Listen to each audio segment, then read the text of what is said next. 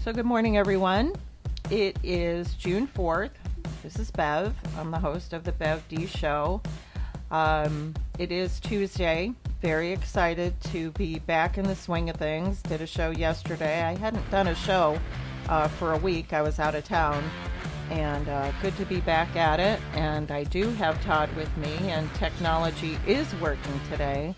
So I'm really excited about that.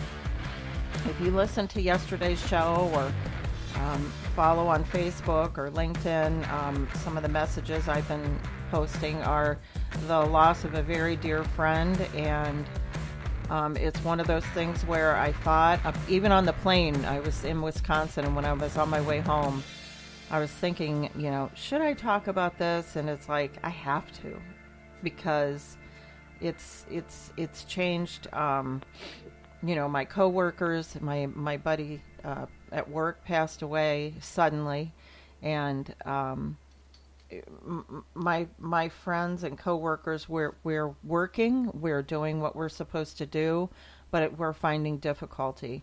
I named today's show Lost and Found, because when that happens, and I'm going to bring Todd in to be able to share with us some of his thoughts on this, but when something like that happens, you do feel lost. And I will tell you that if it wasn't for my belief and my faith in God, and that is what brings me back home. That is what brings me back to my center, to where, okay, this is tragic. It's affected my heart, my mind, my body, my soul. But this center of my spiritual belonging and belief is what brings me back home. And God, in my brain, my relationship with God and my brother Jesus, they find me, and they find me lost. I'm going to try really hard not to cry today, because I know I was a mess yesterday. But they find me. They do every time. And they bring me back in, and it isn't so much about Bev being broken and all this stuff. I find that I'm on the other end of that, helping people out. I had a training class yesterday and talked a little bit about it and everything, and I found that, I wasn't the only broken heart in that room. And that, to me, is what brings me back home into my center. Just before I bring in Todd, and I know he has a lot of things he can help me through and help us through and share thoughts. Todd is my nephew. He is my brother's son. And my brother years ago passed away.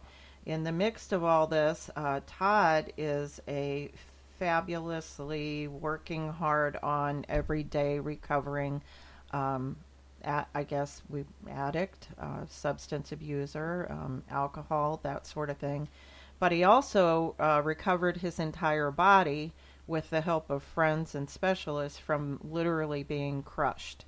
All of his, I tell people that it seems like everything was broken and crushed, but your face, and I seriously, and maybe that was even a little as well. So you're always an inspiration, and I love being in contact with you. So thank you so much for being here, Todd. We're looking for some direction. Thank you. Anytime. A three-legged dog walks into a bar, By the way, I did tell that joke yesterday, and it worked. It worked. It never gets old. It never gets old. No, I just wanted to get a laugh on you before you became a hot mess. Thank you. Thank you. It worked. But it's a great topic. I've experienced the same thing as far as coworker. I've seen a man get killed in front of me, and this was when I was in my 20s, and his wife and excuse me, two young sons used to pick him up every day from work, in the parking lot. Mm-hmm. And this happened late in the afternoon, and he was crushed to death, and walked out and seen him sitting there, and I just looked at her and left. And at the funeral, she looked at me and she goes, "Why didn't you tell me? What'd you want me to say?" Yeah. Exactly. When tragedy strikes like that, we are so caught off guard. Yep. And literally don't know what to do. I mean, with ourselves.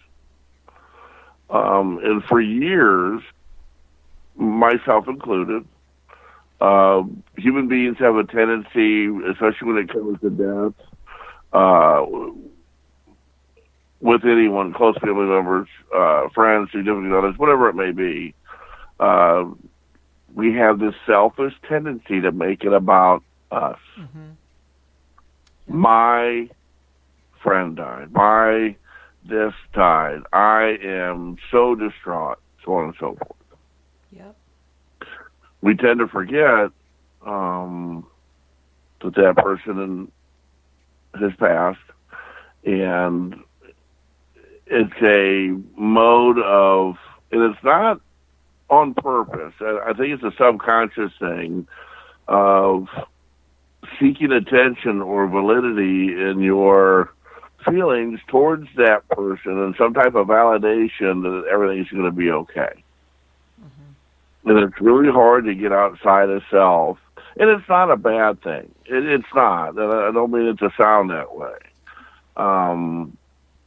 But it's a way to get caught up in self and to isolate about it, and then you get your head spinning. One of the best things I have gotten to experience and learn, what can I do for others in that time of tragedy? Your coworkers, they're looking at you as a leader. You're leading by example. They're looking to you as a shoulder to lean on. Whomever it may be. Does anybody have the right answer? No. But sometimes you just got to bend an ear and listen and go through it, because it's going to help you more so than you could imagine. That's your cushion, your safe place, I guess you would call it. What's worked for me, because even in my little world of recovery, a lot of people die every day, every single day. You could see them in a meeting one day, and then they're in the paper, R.I.P. on Facebook or something. Yeah. And it's just that fast. But like I said, prayers to him and his family, and condolences to you and your coworkers. My gosh. Well, and I really do. That was one of the things, I really do appreciate what you're saying, and walking through that fire of, having it be about, myself or my thoughts or my feelings, that kind of thing. And I do appreciate that. And that's kind of where I was going, where, do I even go through this and talk through this? And then I decided that I would. And here's why. Because it's exactly what you said. You and I are trying to reach out, and I wouldn't be telling the truth if I didn't share, what I've been going through. But you're right. And for a while, I did, at least a day. In my head, it was about me. And I was like, what am I going to do? I was his greatest fan. He was my biggest fan. We had this relationship. We joked. He inspired me. All those things that you're saying, Todd. I do not have a problem. I'm a little ashamed. Maybe that does make me selfish. But at the same time, me recognizing everything I was going to miss, everything that was making me cry, is kind of what scraped me up off the pavement. And God said, all right, enough. You got this. That is why you're sad. Death is true. And so I felt like if I didn't do it, Todd, and you can share your thoughts with me on this, I felt like if I didn't get it out, and I don't, I mean, there's no other way to put it, and make it about me, even though I was so sad, I knew in my head, here's what I was doing, Todd. He has 2 young girls. They're like in high school ish. And all I could think of was, Dad didn't get to walk me down the aisle. Dad never met my babies. Dad never met Katie, Gina, or Raquel as women. That kind of thing. I started thinking, and I thought, that's what they're going to be going through. And so while I was relating to it, and of course, I've never met his family, even though I know they're absolutely beautiful and stunning, and I've heard all sorts of things, Todd, about how strong they were. The one girl was in 8th grade, and she'd been practicing. It's the end of the school year, and she'd been practicing this song with her dad. And the day of his passing, that night, there was a program, and she sang it. That little girl, that 8th grade young woman, stood up and went ahead and proceeded. So that was an inspiration to if for whatever other word, I don't know, Todd, but that was a dose of strength, I guess. To, well, if she can do it, certainly I can pull myself together. Had to give a little speech yesterday, not really a speech, but just kind of tell the new recruits, hey, this is what happened. But at the same time, I told them he was so passionate about his vision here that we all know what to do. We know how to continue and carry on his vision, and we'll never have somebody fill his shoes, but we want to get somebody who understands that vision and can continue and carry it through. Absolutely, that's amazing. That's one of the greatest, like what you just said, what his daughter did. Life doesn't stop. Yeah. He wouldn't have. You got to look at it in a sense. He wouldn't have wanted her to not do it. People will get in a funk and they'll isolate and they'll want time to stop right then and there to loathe and self-pity. And you can't have any type of gratitude while loathing and self-pity. You just can't. So if you keep moving forward, it's hard. Don't get it twisted. We have to have time to grieve. Yeah. You have to. But you know who we are, Todd. You know who I am. Yeah. You know I was beating I was beating me up like, Bev, what's wrong with you? Get out of this. I mean, Sunday I did shut down. I think we have to do that once in a while. But at the same time, it was a beautiful day, and I'm like, you should be doing this, this, this, and this. And then all of a sudden, a calm came over me and said, no, you need to be resting. Like, that is part of the deal. So, not self-pity. I was exhausted, man.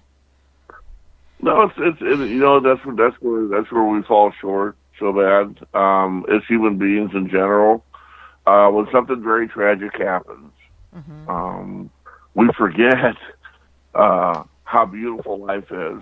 We forget that anything can happen at any time. While on the same token, we're wadded up in bed with our head stuck in a pillow. And it becomes about self. You know what I'm saying? It becomes that selfish act. And I'm not saying that you're out broadcasting going, oh my God, poor me, blah, blah, blah, blah. No, it's doing it to yourself. The only person you're hurting is yourself.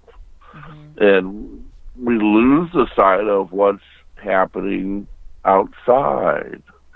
And that's where I say again, life doesn't stop.